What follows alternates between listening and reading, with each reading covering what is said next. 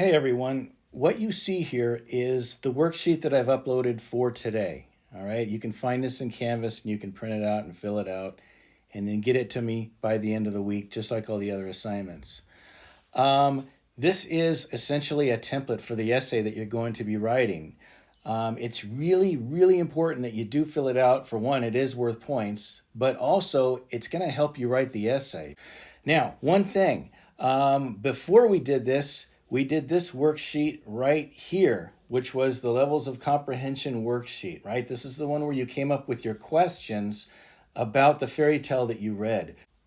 It's going to be incredibly important because this information transfers directly over to this template and becomes the gist of your body paragraphs.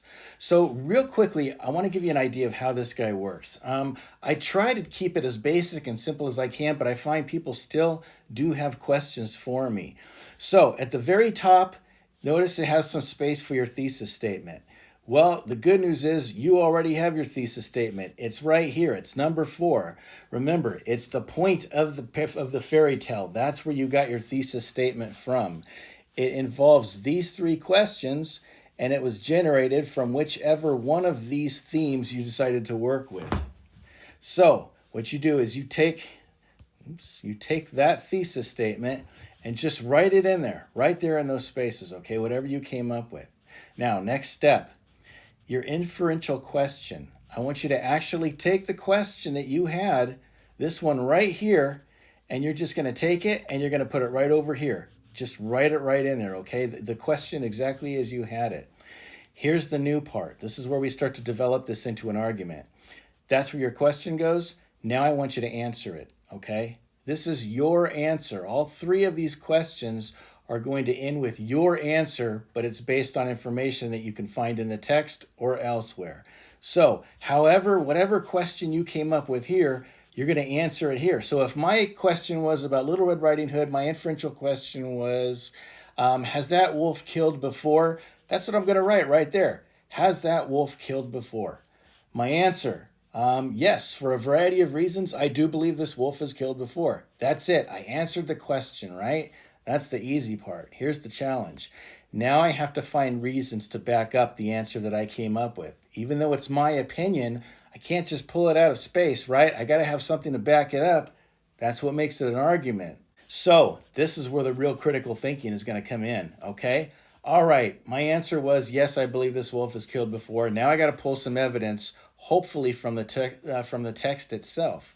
First of all, I believe this wolf has killed before because when the woodsman found him, he said, "Oh, you old beast, I've been looking for you for a long time." Well, why was he looking for him? Blah, blah, blah, blah, blah. Okay, there's my answer. My next piece of evidence. I also think this wolf has killed before because it's in the nature of a wolf. Wolves are predators. They are apex predators. They eat other animals. They hunt and kill for a living. Blah, blah, blah. Do you see what I'm doing there? I'm pulling as much as I can from the actual story to back up my answer for my question up here. All of this together, when we get to it, all of this is going to be one body paragraph, okay? We're going to derive our topic sentence from here, and these are going to be our supporting details, and that's how that paragraph is put together. Next one. Notice I'm having you write a thesis statement again. Now, I'm not asking for a new thesis statement, so understand that, okay? What I really want you to do, that same thesis statement you wrote here, and it was on that previous worksheet, write it again. Same thesis statement, just write it again. Now, that doesn't mean you're going to write your essay that way, right? You don't need to repeat the thesis statement in every paragraph. I'm doing this artificially. I'm having you write it at the top of the page because I want to remind you of what your thesis statement actually is. So once you've written it again at the top of this page, now you're going to put your evaluative question.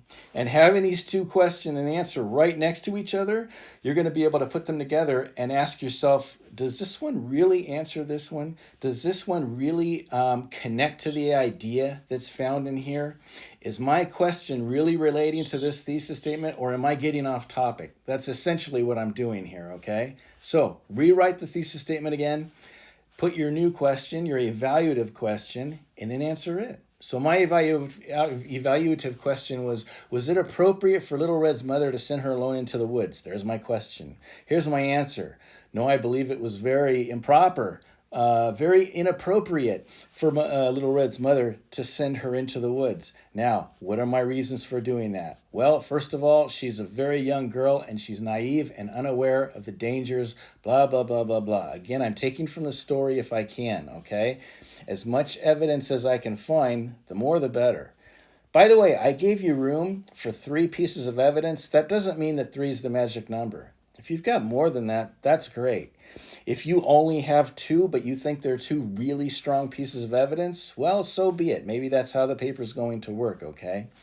There is a page count this time, so be aware of that. 3 to 4 pages, so that means a minimum of 3 full pages, not 2.5. It's got to be 3 full pages, top to bottom, to count for the minimum page count for this essay, all right?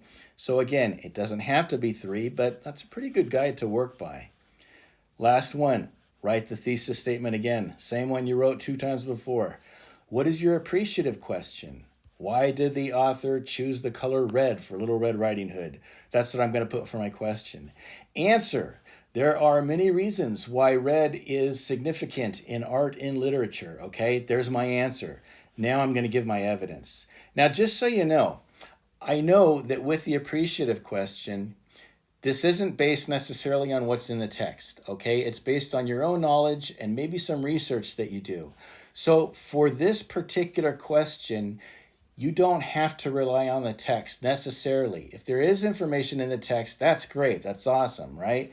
But if you need to pull from somewhere else, for example, I just know from my own reading that red can signify a lot of different things. So maybe I'm going to go online and look it up and do a little bit of research. And I'm going to use that as my evidence. Okay, red can mean this, and red can mean that, and red can mean that.